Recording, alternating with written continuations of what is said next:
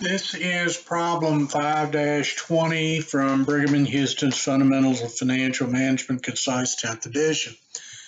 And we're taking the present value of a stream of cash flows, uneven cash flows. A rookie quarterback is offered 3 different contracts. The 3 different contracts have 3 different payment terms on them. If we were to sum these up, the first contract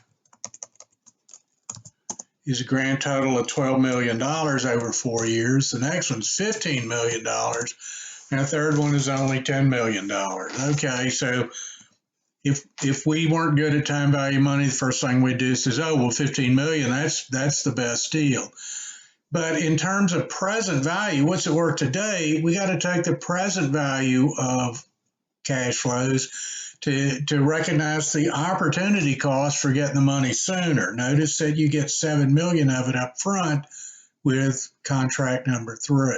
Okay, so anyway, the payments are guaranteed, so it's not like they're not going to pay them, but it's unlikely you could spend I'll take that back. It's unlikely you and I could spend the $7 million in the first year, but it's highly likely somebody else could.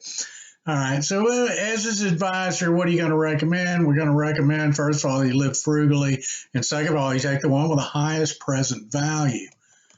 Okay, so we can see that there's a different total value for each of them, but what I want is the present value. We're going to use Excel's uneven cash flow function to calculate the present value of uneven cash flows. Use the NPV function, which is equals NPV for uneven present value, the rate, and then cash flows. Since I already have this thing set up in Excel, let me take the present value of each of these.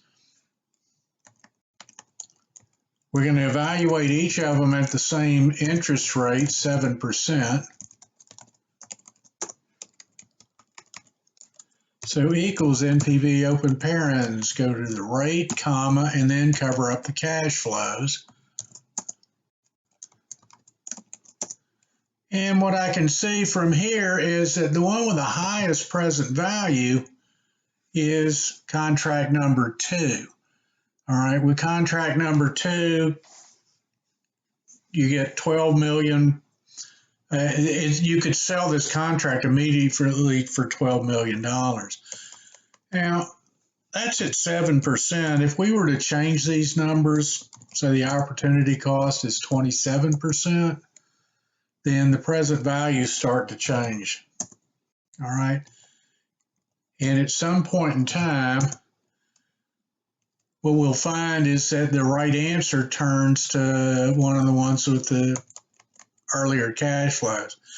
So depending on how the cash flows are structured, really what you're looking at is which one earns the most money. It depends not only on the total cash flows, but the timing of the cash flows and the discount rate. But in this instance, at 7%, the second contract, although it's $15 million total,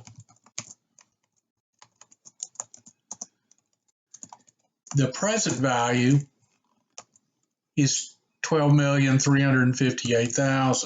All right, and that would be roughly 82% of the present value. Notice that that's 90% of the present value, and that's about 85%. So it has the biggest discount, and that's because you have to wait to get your cash flows till most of the cash flows come in the later years.